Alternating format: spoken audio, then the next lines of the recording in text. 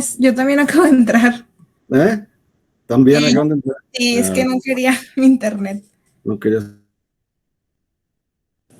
Y yo también, internet. doctor. Pamela Jacqueline.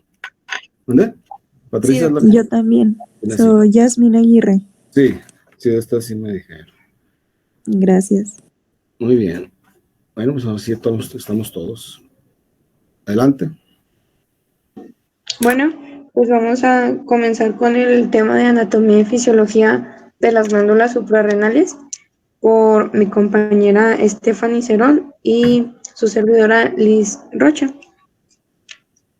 Bueno, en cuanto a las generalidades, tenemos que las glándulas suprarrenales o también llamadas glándulas adrenales son órganos pares y se conforman de 3 tejidos diferentes. Cada tejido va a tener un control independiente, o sea, distinto cada uno. La corteza externa va a estar controlada por el sistema renina-angiotensina-aldosterona, que va a regular la liberación de aldosterona, la cual pues va a afectar la homeostasia del sodio y del potasio. En cuanto a la corteza interna, esta está controlada por el sistema hormona liberadora de corticotropina y cortisol, que va a regular la respuesta fisiológica al estrés mediante el cortisol y la producción de andrógenos.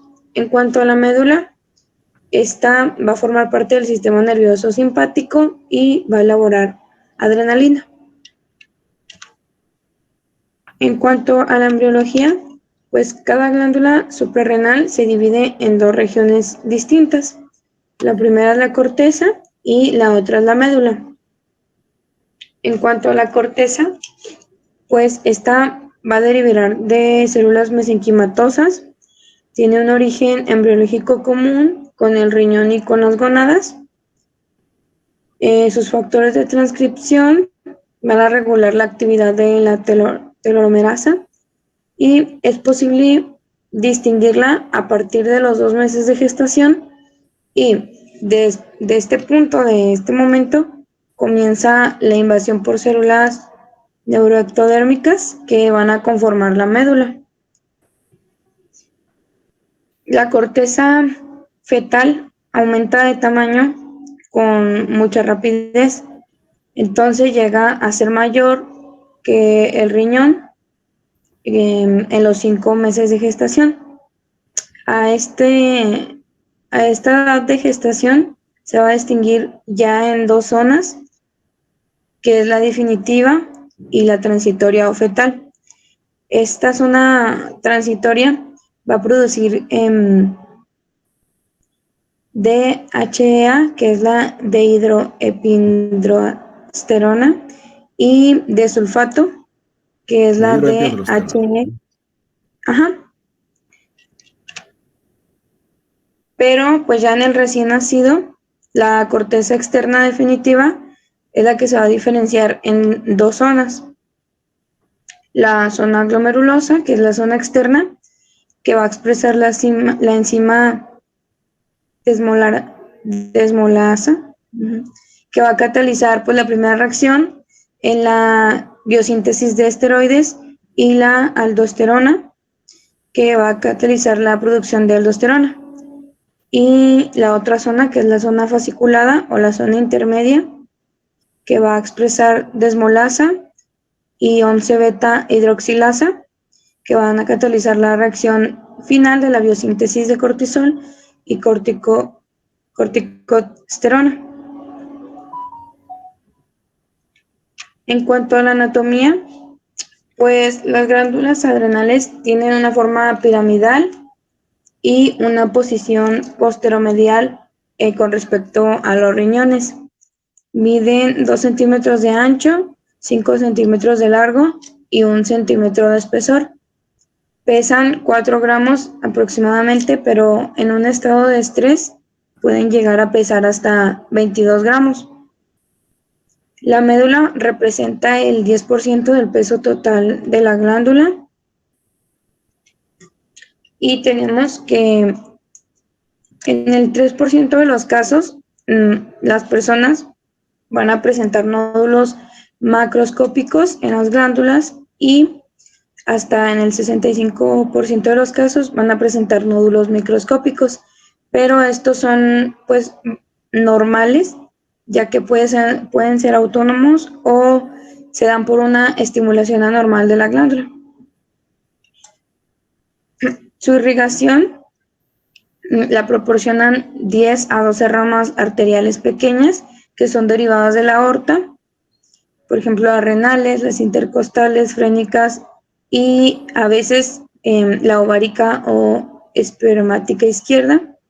Estas se van a anastomosar entre sí y van a formar un plexo vascular subcapsular que va a emitir pues pequeñas arterias radiales que van a penetrar en la glándula.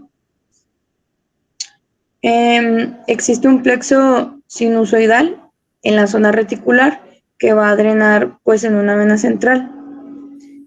La médula va a recibir una irrigación independiente de la que va a irrigar a la corteza.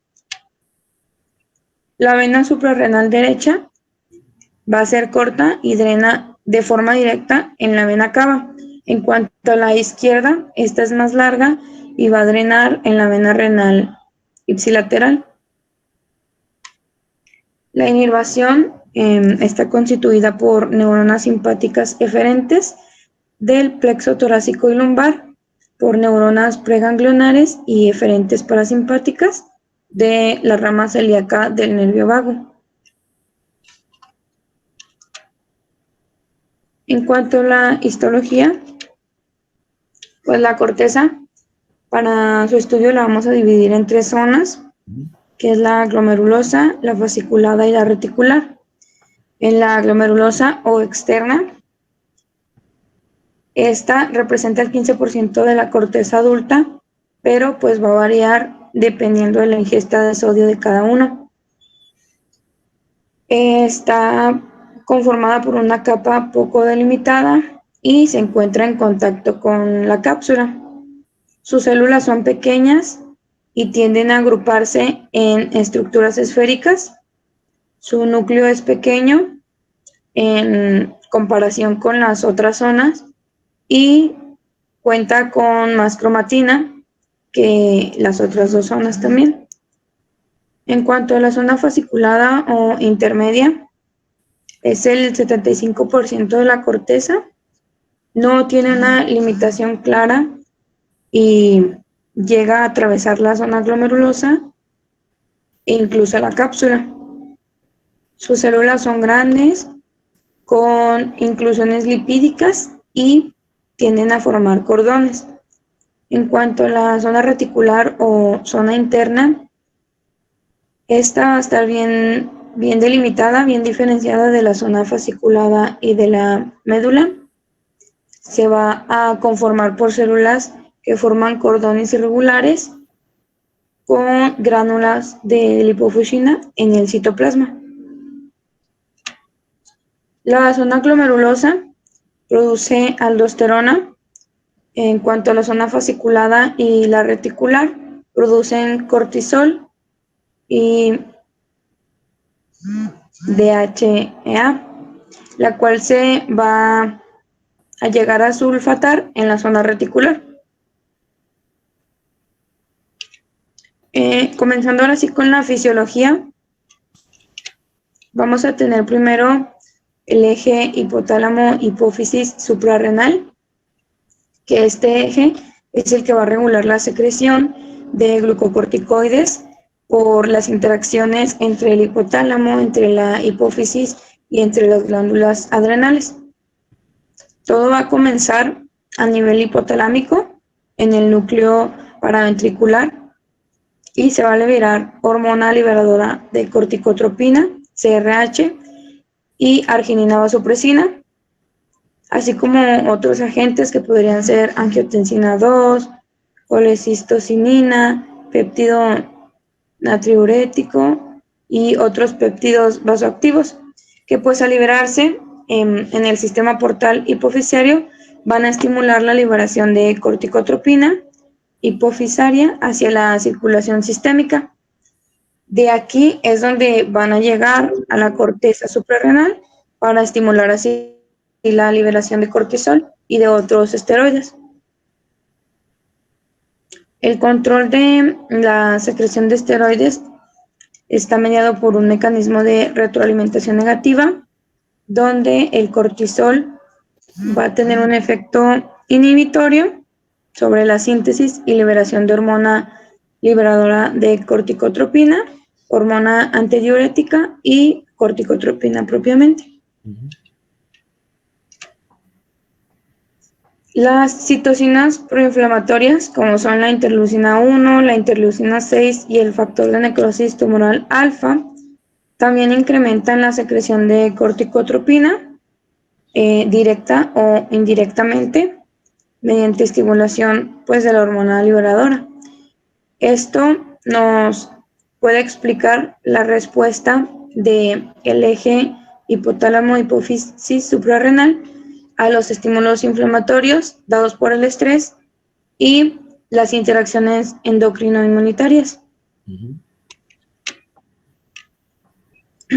La corticotropina, la hormona liberadora de corticotropina es de 41 aminoácidos y se une pues, a receptores específicos en los corticótropos hipofisiarios e induce la activación de la adenilciclasa.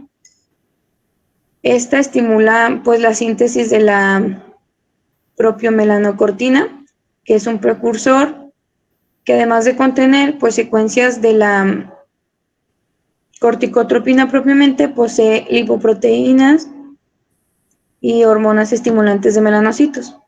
En cuanto a la corticotropina, ahora sí, es de 39 aminoácidos, pero la actividad biológica está en los primeros 18 del extremo aminoterminal. Esta estimula la liberación suprarrenal de glucocorticoides, de andrógenos y de mineralcorticoides.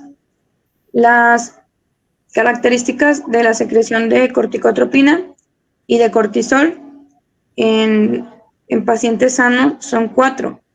El primero es una secreción pulsátil, segundo el ritmo circadiano, tercero el aumento de la secreción inducida por estrés y el 4 una retroalimentación negativa por los glucocorticoides.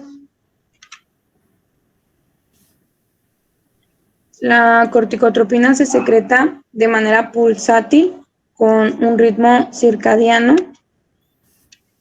teniendo su pulso de mayor amplitud en las primeras horas de la mañana y esta va a ir disminuyendo conforme avanza el día. Entonces sus concentraciones son máximas al despertar y decaen a lo largo de todo el día. La frecuencia de estos pulsos es mayor en hombres que en mujeres. En hombres es de 18 y en las mujeres es de 10 pulsos en las 24 horas. Tenemos que con una edad avanzada se va a producir una asincronía en la secreción de corticotropina y de cortisol. Con una ingesta de alimentos ricos en proteína va a provocar un incremento en la secreción de ACTH y por lo mismo pues también de cortisol. El cortisol también se ajusta a un ritmo circadiano. Esto se observa desde las 20 semanas de vida y tanto la secreción de cortisol como de ACTH están reguladas en el núcleo supraquiasmático del hipotálamo anterior. Su secreción es sensible a la exposición de la luz y a otras hormonas hipotalámicas. Es por eso que cuando ocurren cambios en el horario muy marcados, pues es bueno lograr restablecer el ritmo circadiano con una exposición a la luz o con la ingesta de melatonina. Pero esto nos puede tomar hasta 2 semanas para restablecer pues de manera completa nuestro ritmo circadiano. Pero el estímulo más potente para la secreción de ACTH pues es la hormona liberadora. El estrés agudo, orgánico o psicológico también va a activar el eje hipotálamo-hipófisis suprarrenal y pues va a tener como resultado un incremento en las concentraciones de corticotropina y de cortisol.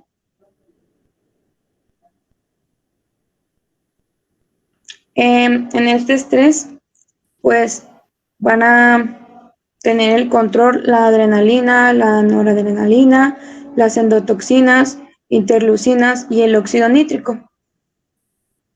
En cuanto a los glucocorticoides, pues estos van a tener un efecto inhibitorio en la secreción de hormona liberadora y de corticotropina, y a esto se le va a conocer como una retroalimentación negativa, ya que pues inhiben la transcripción de propiomelanocortina en la hipófisis anterior y la secreción y síntesis del ácido ribonucleico mensajero, que va a codificar para estas dos hormonas, la hormona liberadora y la ADH en el hipotálamo.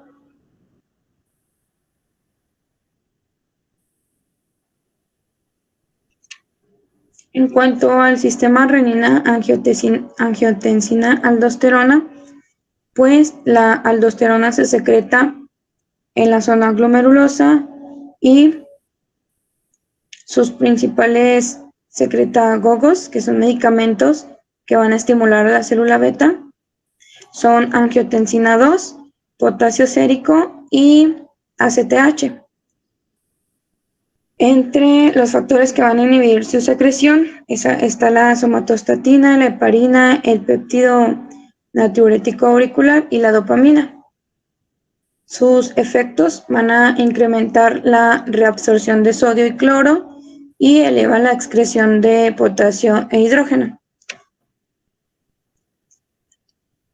Aunque pues el cortisol circula en una mayor concentración que la aldosterona y se unen con la misma afinidad al receptor de mineralcorticoides, esta no va a actuar como la aldosterona porque en las células diana la enzima 11-beta hidroxilasa, que se encuentra en altas concentraciones, va a degradar el cortisol a cortisona. Pero cuando la enzima 11-beta hidroxilasa se encuentra en una concentración disminuida, como en la hipertensión o en la enfermedad renal, el cortisol puede tener efectos de mineralcorticoides y generar síntomas de hiperaldosteronismo. El volumen circulante va a afectar la secreción de aldosterona por medio del sistema renina-angiotensina, o sea, un incremento en la ingestión de sodio genera expansión del volumen circulante y va a inhibir así la secreción de renina y de aldosterona. El efecto contrario ocurre cuando disminuye pues el volumen circulante y aumenta la secreción de renina y de aldosterona. Al incrementarse la reabsorción de sodio, aumenta el volumen intravascular. La concentración sérica de potasio también es un estímulo para la secreción de aldosterona, y la ACTH estimula la secreción de aldosterona de manera muy limitada. Estos diferentes mecanismos de control mediante el eje hipotálamo-hipófisis suprarrenal para una secreción de los glucocorticoides y por el sistema renina-angiotensina para la secreción de mineralcorticoides, pues tienen consecuencias clínicas. Por ejemplo, en caso de una insuficiencia adrenal, el paciente va a tener deficiencia tanto de cortisol como de aldosterona, y en el caso de una deficiencia de ACTH, se va a encontrar una insuficiencia de glucocorticoides, pero concentraciones normales de aldosterona, ya que el sistema renina-angiotensina pues está funcionando. En cuanto a la secreción adrenal de andrógenos, pues los andrógenos adrenales representan hasta el 50% de los andrógenos circulantes en una mujer premenopáusica, pero en los hombres esto es casi insignificante debido a la producción testicular. En el adulto, la producción diaria de hidroepiandrosterona es de 4 miligramos y de sulfato de 7 a 15 miligramos. En cuanto a la androstenediona, es de 1.5 y de 0.05 de testosterona. Comenzamos con la biosíntesis de las hormonas esteroideas y tenemos que el colesterol es el sustrato para la síntesis de todas las hormonas esteroideas. En los humanos, la principal fuente de este colesterol son las lipoproteínas de baja densidad, pero también pueden participar las lipoproteínas de alta densidad. Y también tenemos la síntesis de novo a partir de acetato. La cantidad de colesterol intracelular va a regular los mecanismos de tipo metabólico. Entonces, la ACTH estimula pues los receptores de LDL y de receptores Scavenger, clase B tipo 1 para las HDL. La ACTH también incrementa la actividad de la enzima colesterol esterasa, que esta va a liberar colesterol libre a partir de los ésteres de colesterol que están almacenados.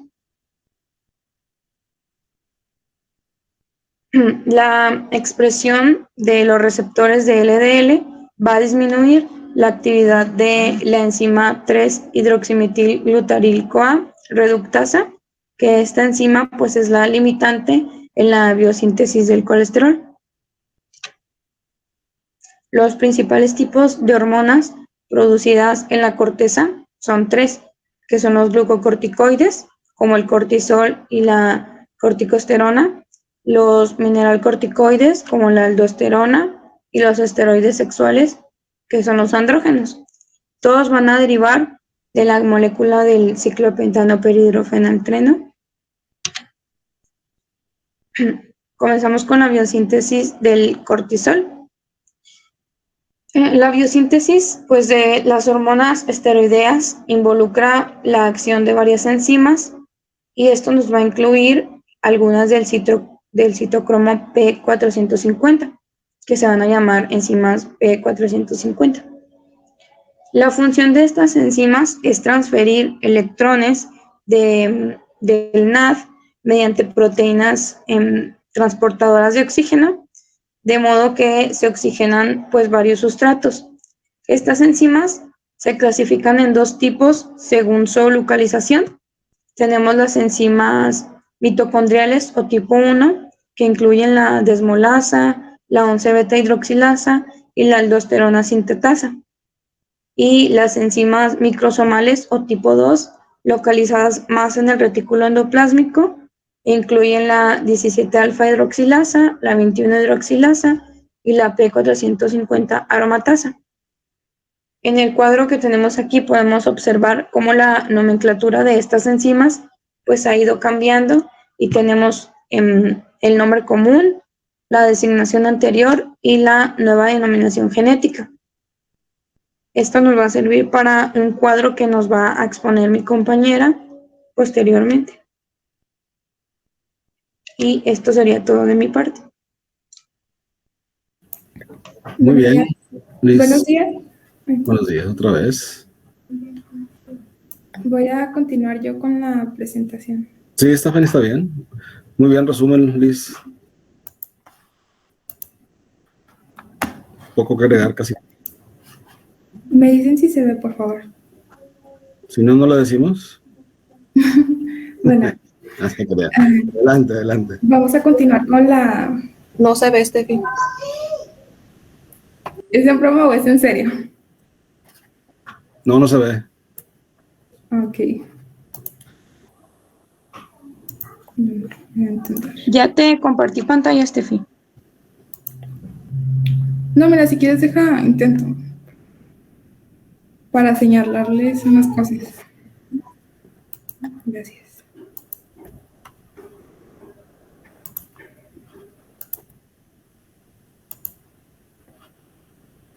¿Ahí ya se ve? Sí. Ok, gracias. Bueno, el paso limitante en cuanto a la síntesis del cortisol es el transporte del colesterol citoplasmático libre a la mitocondria.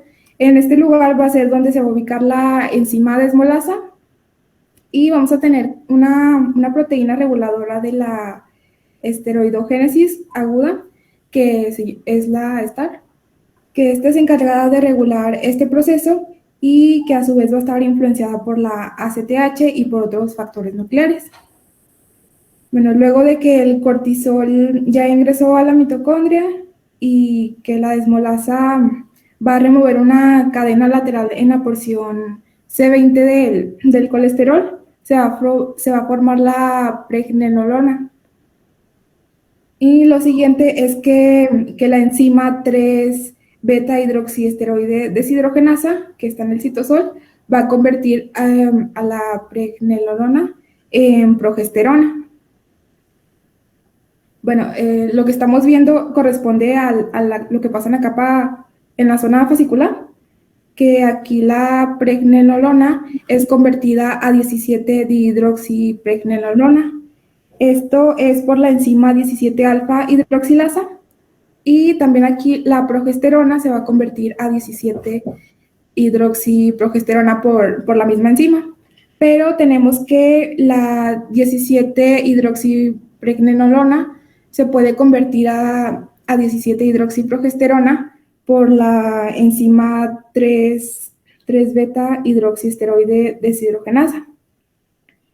Luego, la 17-hidroxiprogesterona por la enzima 21-hidroxilasa va a formar el 11-desoxicortisol, que, bueno, al actuar sobre la enzima 11-beta hidroxilasa nos va a dar el cortisol.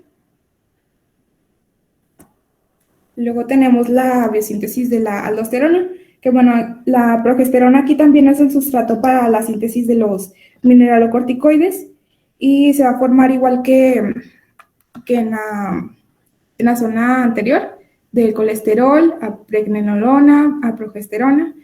Y bueno, aquí esta es la zona glomerulosa. Entonces aquí la progesterona se va a convertir en 11-desoxicosterona. Esta por la enzima 21-hidroxilasa.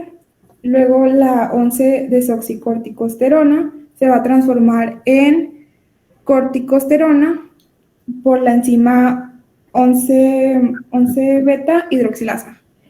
Y esta a su vez se va a convertir en la 18-hidroxicorticosterona por esta misma enzima. Y bueno, sobre esta va a actuar la aldosterona sintetasa para darnos la aldosterona. Bueno, tenemos que los estímulos primarios para la liberación de la aldosterona son la angiotensina 2 y el incremento del potasio sérico. Y aquí en esta zona va a haber unas adaptaciones específicas que van a facilitar la producción de la aldosterona, que son que cuenta con una baja concentración de la 17-alfa hidroxilasa, que esta es la enzima que va a facilitar la producción de cortisol y de andrógenos.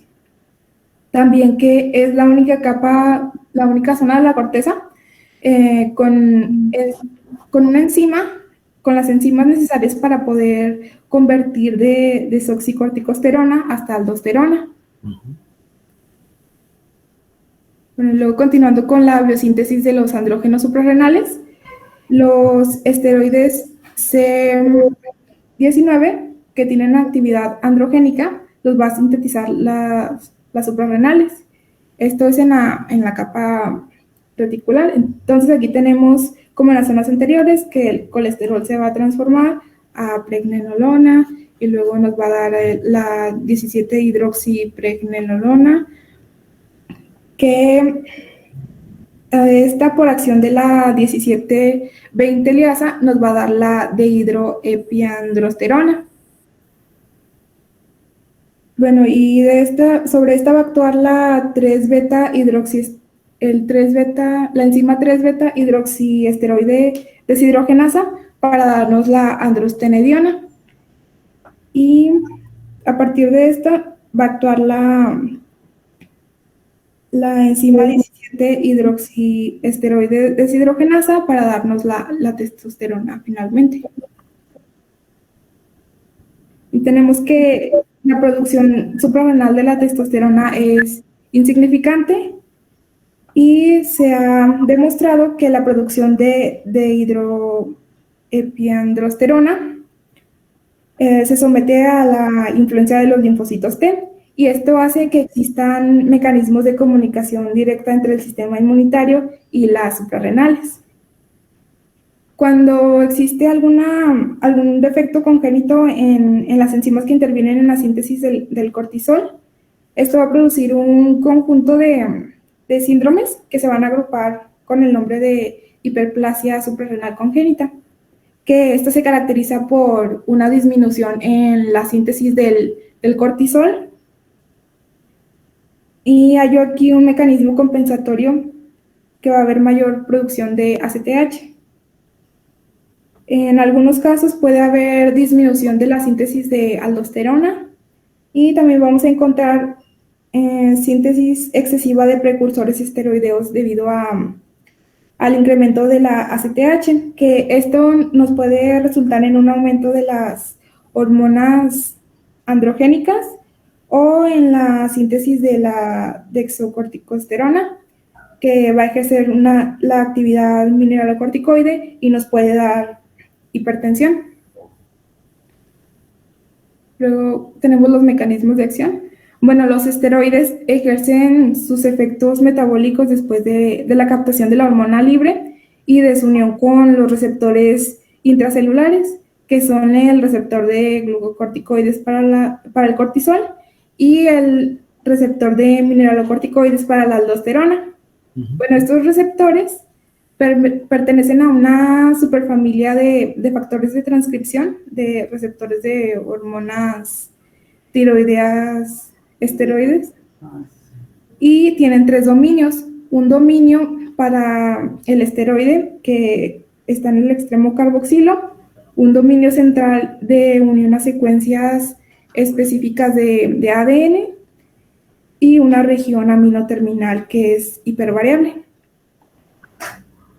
Aquí el complejo glucocorticoide receptor lo que hace es que va a activar la transcripción genética uniéndose a unas zonas específicas de ADN que se conocen como elementos de respuesta a los glucocorticoides. Y tenemos que estos 2 receptores van a compartir una homología del 57% en el dominio de unión al esteroide y 94% en el de unión al ADN. Luego tenemos el metabolismo de los glucocorticoides. Bueno, el principal sitio de degradación del cortisol es el hígado, a través de varios procesos como la reducción, la oxidación, la hidroxilación, conjugación con ácido glucurónido o con sulfato, con lo que se va a lograr que se produzcan metabolitos que son hidrosolubles, que se van a eliminar por la orina.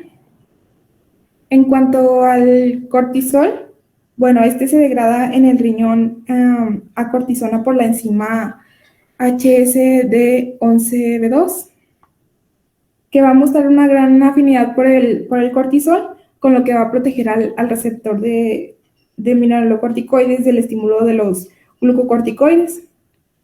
Y en algunas enfermedades que provocan que haya alteraciones en el metabolismo del cortisol, vamos a encontrar en las personas obesas que va a haber un aumento en la expresión de metabolitos de cortisol, pero va a haber un aumento compensatorio de la síntesis de estos. También en el hipertiroidismo, la depuración de cortisol se incrementa, pero va a haber un aumento en cuanto a la secreción, entonces se van a mantener concentraciones normales. Pero en el caso del hipotiroidismo, la depuración del cortisol va a estar disminuida, así como su secreción. También en la vejez se va a observar una disminución en el metabolismo del cortisol y la excreción urinaria de los metabolitos de este, pero los valores plasmáticos van a permanecer normales. Luego tenemos el metabolismo de la aldosterona, que esta se metaboliza sobre todo por mecanismos de reducción y mediante la conjugación con el ácido glucurónido, y se elimina por la orina. En pacientes que tienen cirrosis o ascitis, va a haber la producción y la concentración plasmática de la aldosterona se va a elevar porque va a haber una actividad plasmática de renina incrementada. Luego tenemos el metabolismo de los andrógenos adrenales. Bueno, el esteroide que se va a producir en mayor cantidad en la corteza adrenal es la de hidroxiepiandrosterona y su éster sulfatado, que por oxidación la mayor parte se va a convertir en androstenediona y esta a su vez por reducción se va a degradar a androstenediona. No, androstenediona y a etiocolanola. Perdón. Y bueno, estas a su vez se van a reducir y conjugar para eliminarse por la orina, pero tenemos que la DHA se puede eliminar directamente en la orina. El siguiente es el metabolismo de los esteroides en los tejidos diana. Bueno, la enzima 11-beta hidroxiesteroide deshidrogenasa tipo 1 se encuentra en casi todos los tejidos diana de los glucocorticoides y se piensa que esta regula la cantidad intracelular de cortisol a la que se va a exponer la célula. En las células del sistema inmunitario, pues esta enzima se va a encontrar y se cree que participa en mecanismos autócrinos, paracrinos o en ambos mecanismos. Luego tenemos los efectos metabólicos de los glucocorticoides. Bueno, estos son necesarios en concentraciones adecuadas para poder conservar la homeostasia y para contar con una respuesta buena ante el estrés. Y la exposición crónica a concentraciones ya sea elevadas o bajas de cortisol va a producir cambios considerables, que la mayoría son reversibles, esto en varios tejidos y órganos. Y estos cambios nos pueden conducir a las manifestaciones clínicas del síndrome de Cushing o la insuficiencia adrenal. Bueno, vamos a continuar con los cambios en algunos tejidos que producen las concentraciones anormales de colesterol. Primero tenemos los efectos en hueso, músculo y tejido conjuntivo. No, en concentraciones fisiológicas, el cortisol va a inducir la diferenciación de los osteoblastos maduros y si existe hipercortisolismo, se va a producir inhibición de la función osteoblástica y reducción en la formación ósea, y esta acción va a estar mediada por la disminución en cuanto a la producción del factor 1 de crecimiento similar a la insulina y a la acción de la testosterona. También tenemos el antagonismo en la acción de la hormona paratiroidea, que va a disminuir la proliferación de los osteoblastos y la formación la formación ósea. Tenemos el incremento de la apoptosis de osteoblastos, la inhibición del crecimiento óseo, la disminución en cuanto a la expresión del receptor de vitamina D, que esto nos va a dar que haya una menor absorción de calcio en el intestino. Y también tenemos el aumento en cuanto a la excreción renal de calcio.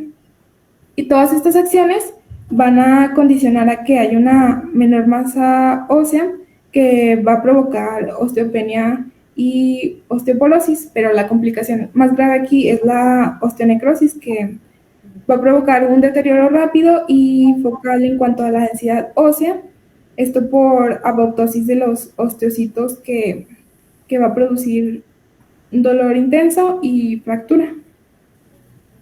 En el tejido conjuntivo, bueno, los glucocorticoides van a inhibir la síntesis del ARN y proteínas en los fibroblastos, lo que va a causar que haya un adelgazamiento del tejido cutáneo y un retardo en la cicatrización. Luego tenemos los efectos en el metabolismo de carbohidratos, lípidos y proteínas. Bueno, el cortisol nos va a incrementar la producción hepática de glucosa y la insulina la disminuye. El cortisol actúa al aumentar la disponibilidad de sustrato con el estímulo de la proteólisis, liberando entonces aminoácidos glucogénicos, esto en el músculo. También va a activar de manera directa enzimas que son clave para la gluconeogénesis hepática. Bueno, además de esto, algunas hormonas gluconeogénicas van a como pedirle permiso al cortisol para poder actuar. Por ejemplo, la adrenalina. También el cortisol nos va a inhibir la captación y la utilización de la glucosa en los tejidos periféricos y va a disminuir la síntesis de transportadores de glucosa en los adipocitos e inhibe también el transporte de glucosa que está mediado por insulina en el músculo esquelético, pero no el número de transportadores que está en este tejido. Y todo esto nos va a traducir a una resistencia a la insulina y un incremento en las concentraciones plasmáticas de glucosa. Bueno, tenemos los efectos en el desarrollo fetal. Aquí la glándula adrenal fetal va a producir poco cortisol hasta etapas avanzadas de la gestación y sus principales productos son el sulfato de pregnenolona y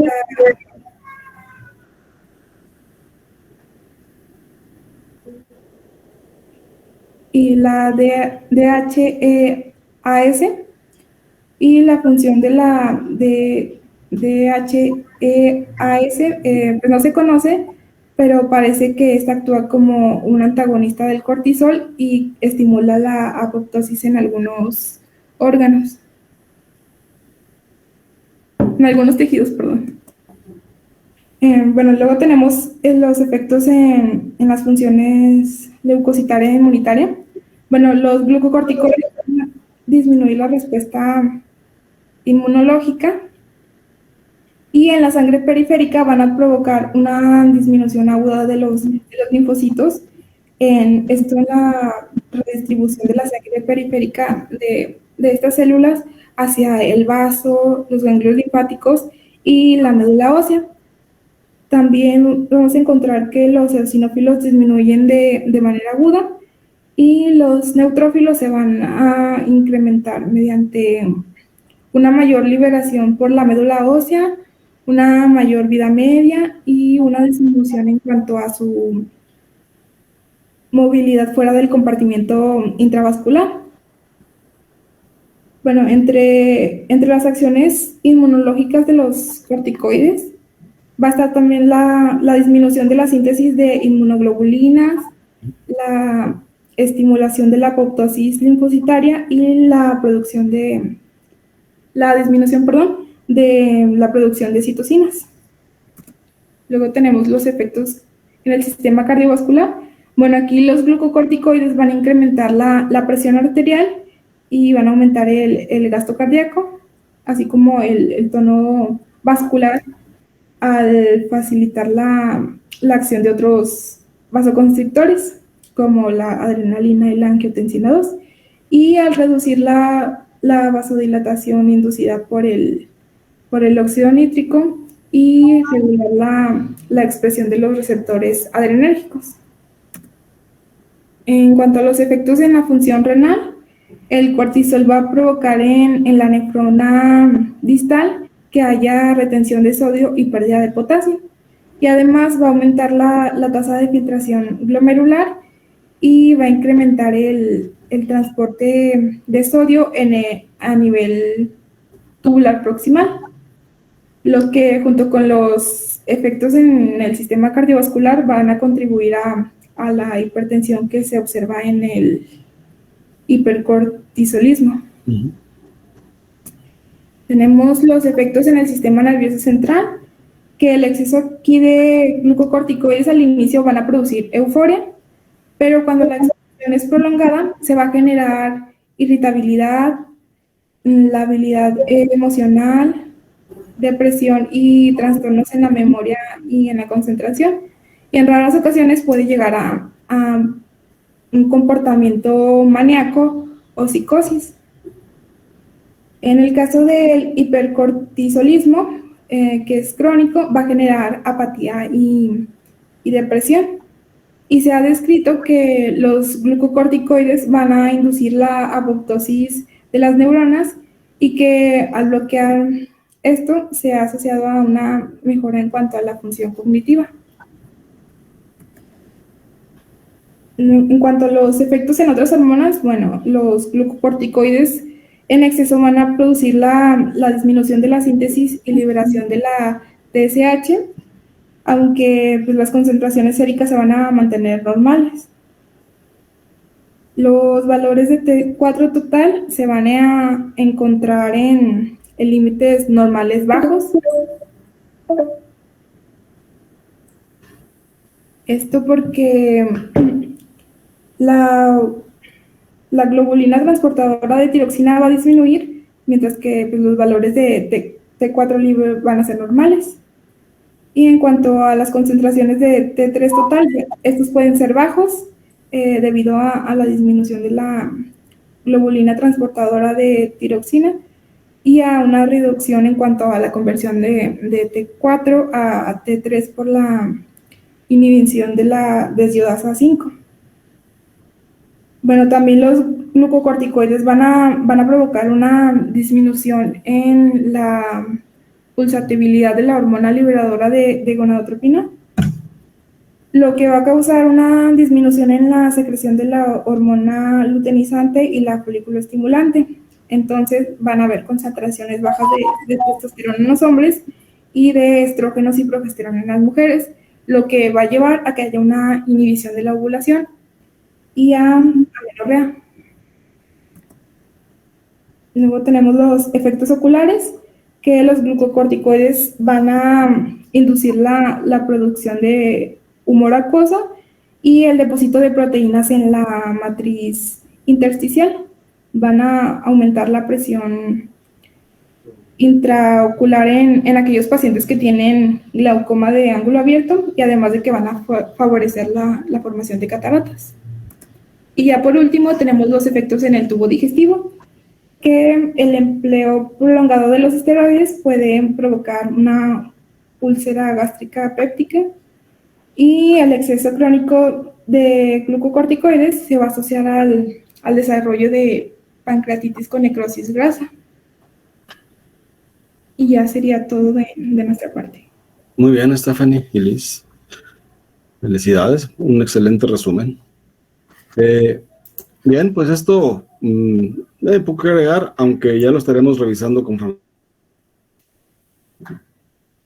vayamos viendo las patologías. Es importante que lo hayamos recordado desde ahorita para poder hacer, que nos sea más fácil la captación de las patologías y sus síntomas, ¿no? ¿Por qué sucede? ¿Por qué pasan tales o cuales síntomas?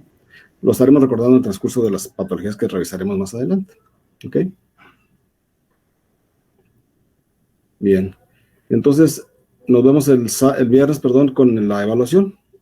¿Así es? Sí, doctor. Después. Cuídense mucho. Nos vemos el viernes, si Dios quiere. Hasta el viernes. Gracias. Gracias. Bye. A ustedes, que les vaya muy bien.